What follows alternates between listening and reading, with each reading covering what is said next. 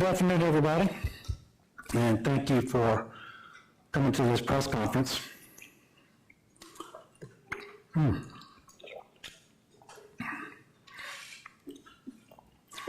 So I just was able to meet with members of the Legislative Black Caucus. I made myself available to them to have a conversation to answer their questions, and now, after some prepared remarks, I'll answer yours as well. And while I've taken questions on this case on multiple radio shows and other press conferences, I know that I haven't spoken about it as much as the press and the public would like, and I do understand that frustration. But if you bear with me, I'll try to explain. I do try to make myself available as much as possible to the press on any number of topics.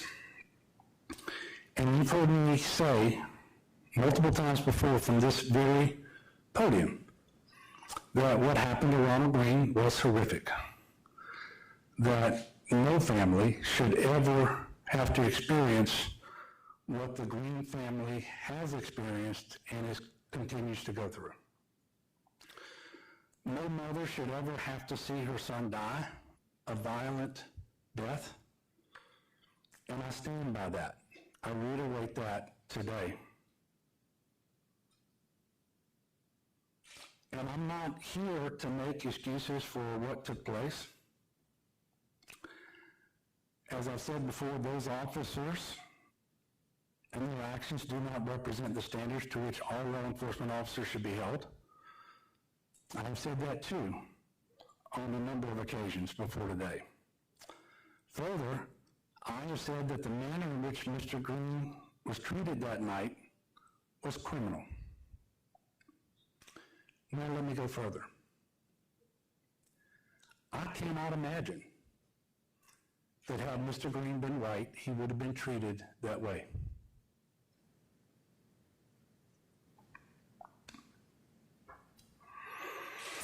And so I think we have to acknowledge racism when we see it. I think we have to make sure that we call it what it is.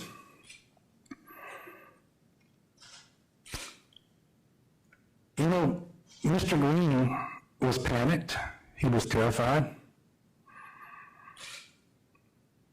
He was letting the officers know that he was scared. He was calling them their brother. Absolutely heartbreaking and wrong.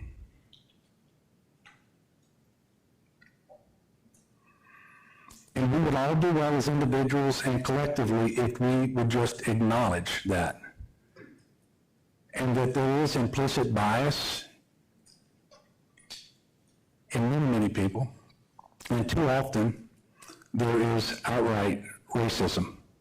And we have to do more to identify that early on and separate people from their badges when they're not worthy of wearing one, when they're not committed to serving and protecting the public.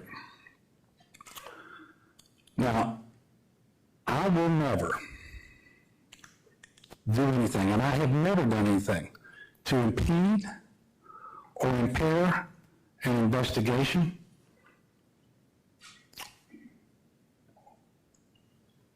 I have never done anything to prevent justice from being served. And I want to back up just a moment with you, because what may not be clear is that before the videos were made public, I declined to characterize them. Not because my opinion was different then than it is today, but because I had been asked by the U.S. Department of Justice that videos not be made public so as not to interfere or interrupt, compromise their investigation. I believe their request applied to my thoughts about the videos as well.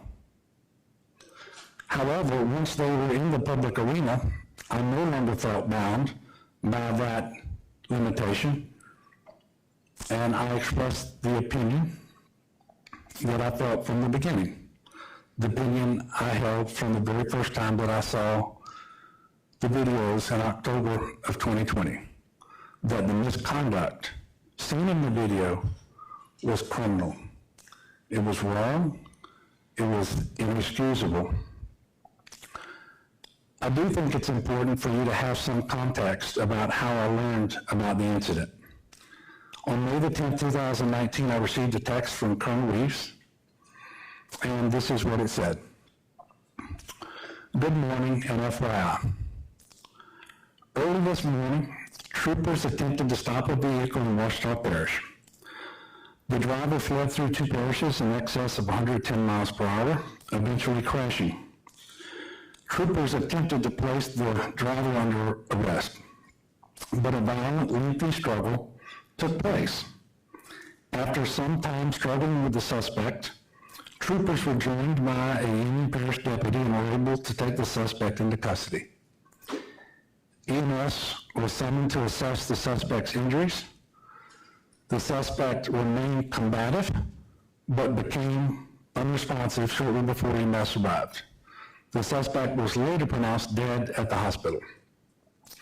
We are investigating the suspect's death. I then responded, thank you. This text was released by my office from my phone over a month ago to the Associated Press. As you can see, no other information was given in the text about the individuals involved with the circumstances, certainly no names. And obviously, at the time I received the text, I had not seen any footage and did not see any video of the incident until October of 2020, some 15 months later.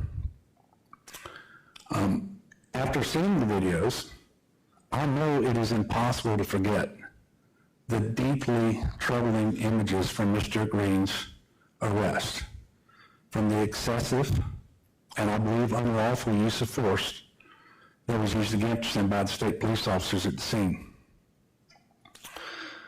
But I will reiterate that in 2019, all I knew was that an incident had occurred, that it was being investigated. You also need to know that that text was one of many notifications that I received from Colonel Reeves about any number of different issues on a regular basis, whether it's train derailments or bomb threats to fatal crashes to sometimes serious things as officer-involved shootings or certainly, as in this case, in-custody deaths. And these reports come to me from the Superintendent of the State Police without regard to which agencies are involved. So anytime those things happen in the state. And I will tell you, there are too many times, too frequently, tragedies happen in this state. And in those cases, I am made aware of the basic facts soon thereafter. That's the way this incident played out. As governor, I trusted that this matter would be handled appropriately by state police. I have never gotten involved in an investigation by the state police or any other law enforcement agency. And quite frankly, I trusted that I would be made aware of further developments if necessary. But I will tell you, I do not believe the governor, myself, or any governor should ever be involved in directing criminal investigations. That would be entirely inappropriate in my view. And I know from what's being written and said, without any basis in fact, by the way, that there are implications that I knew more or that one or more of my staff members tried to cover up what happened. I will say that that is simply and categorically false. In September 20th, a number of days after Hurricane Laura, and while we were at DOSEP dealing with that event and with COVID, I learned of the very serious allegations against the state police troopers from the Ronald Greene incident because of the civil litigation that had been filed. And at that point in time, I began to learn the details of what happened that night the existence of body cameras and dash cameras documenting the events. Subsequent to that, several family members of the media, and members of the Legislative Black Caucus asked for the videos to be released to the public. I had my office in turn reach out to the U.S. Department of Justice, then the lead agency in determining whether criminal charges would be brought, and specifically asked the Department of Justice verbally, the department, we asked them whether we could make the videos public.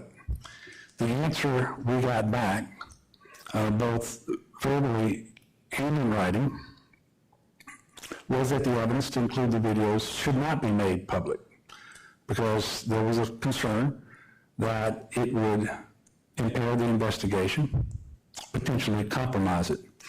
So at my request, my staff went back to the Department of Justice and asked, would it be okay with them if we showed the video and evidence to the family members of Mr. Greene, their attorneys, and a number of members of the Black Caucus who had expressed an interest in viewing them. The Department of Justice consented to that. We then worked with the U.S. Attorney for the Western District and District Attorney John Belton, the District Attorney for Union Parish, to make sure that the presentation would be in accord with what they thought was appropriate. And we asked the District Attorney to be the one to actually present the videos and the evidence and to answer whatever questions would come up to the extent that he could. D.A. Belton did do that, and that occurred on October the 14th of 2020. And on that day, I met with members of the Greene family. I did express to them my sympathy for the loss of their son and brother. And on that same day, as I mentioned, several Legislative Black Caucus members were in attendance and saw the videos. I saw the videos for myself for the first time only a few days before. In addition to the videos, there were other items of evidence that were made available to the family as well. I have been asked many times, both in public and in private, my thoughts on the videos. I have also been asked about reports that Mr. Greene's family was told that he died in a car accident. Clearly, anyone who has seen the videos will see that Mr. Greene did not die in a car accident. The initial text I received did not say he died in a car accident. And if anyone ever said that, it was just plain wrong. Despite some recent comments by others, I will tell you that I have never said that Mr. Greene died in a car accident. I haven't said it in public. I haven't said it in private. What I have consistently said is that the cause of death is obviously a part of the investigation, and that the state and federal prosecutors have to make the decision based on the proof that they have available to them, on whatever evidence they have. Another recent allegation is that my office was somehow involved in trying to influence the criminal investigations. That too is categorically false. There is not a shred of truth to that. The communications my office has had with law enforcement and prosecutors in this matter have been to work to coordinate the viewing of the videos and to request that authorities meet with family members to update them on the investigations. Just as I mentioned to you a while ago, I am certain that the district attorney, U.S. Attorney, state police, and the FBI will confirm that at no time did I or anyone in my office attempt to interfere with or influence their investigations in any way. Now, I was made aware in October 2020 of the investigation that was conducted of the events surrounding Mr. Greene's death. At that time, I was made aware that the investigation done by the Louisiana State Police produced a lengthy report along with video evidence that was turned over to the District Attorney for Union Parish, John Belton, on August the 20th of 2019. I think it's important to say that date again. The report was sent to the state prosecutor in August of 2019.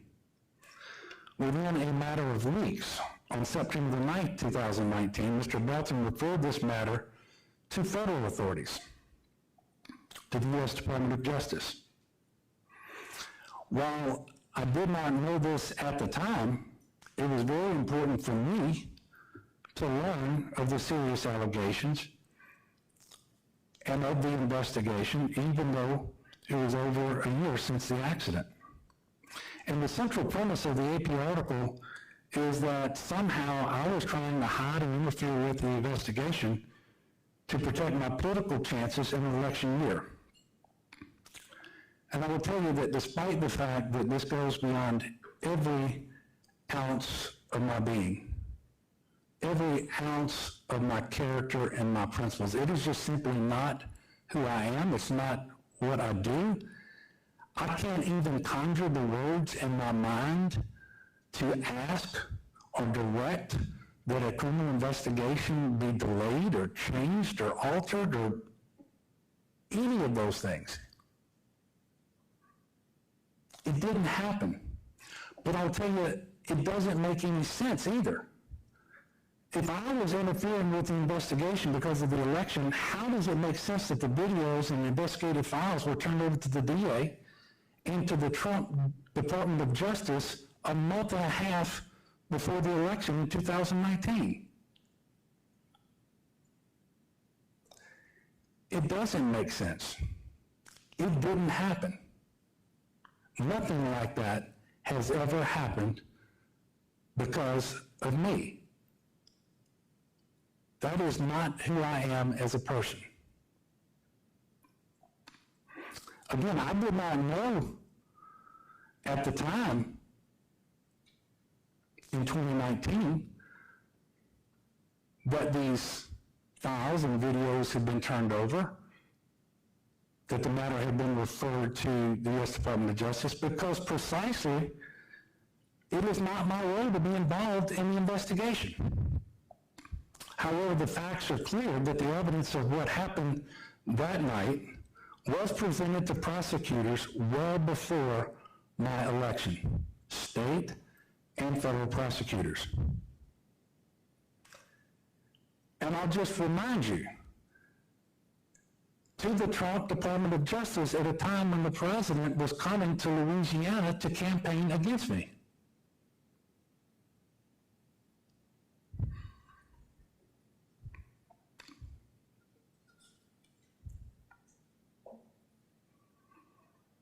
I will not speculate on the outcome of the state and federal investigations. However, I completely and fully agree with the Greene family that they deserve answers and a full accounting of what happened to their son and to their brother that night. They also deserve a resolution to this matter. I am hopeful that all of the information being considered by the prosecutors will be available for the family sooner rather than later. And you should all know that we worked with state police and with the Black Caucus and the law enforcement community in general to make change, to make positive change. Those include that it is now cause for termination if an officer does not intervene. It is cause for termination for not using a body camera. Chokeholds are now banned, along with the use of impact weapons to the head and neck. Further, supervisors are now required to review and track excessive force incidents. There's still a lot of work to do. When Colonel Lamar Davis became head of the state police in October 2020, we talked about the need for better transparency, accountability, and above all, how to prevent violent deaths like Mr. Greene's from happening in the first place through things like better training and supervision. And I will reiterate, the way we all saw Mr. Greene being treated by law enforcement on those videos certainly should have never happened. But more emphatically, should never, ever happen again. No one deserves to be treated that way.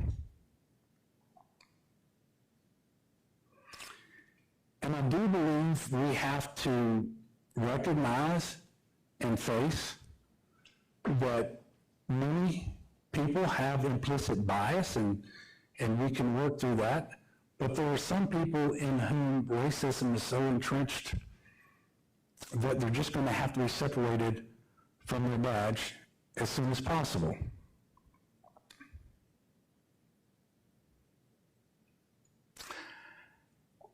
No, this should have never happened. It shouldn't have happened in the first place. It is an opportunity for us to learn from the tragedy and to continue to work to improve. I do believe that Colonel Davis and his staff are working every day to ensure that it doesn't happen again.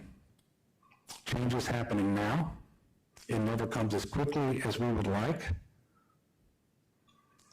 We have started. It will continue. And we're going to accelerate. We're going to continue to work on improvements both within state police and through the legislature if they will support those efforts, and I fully expect that they will.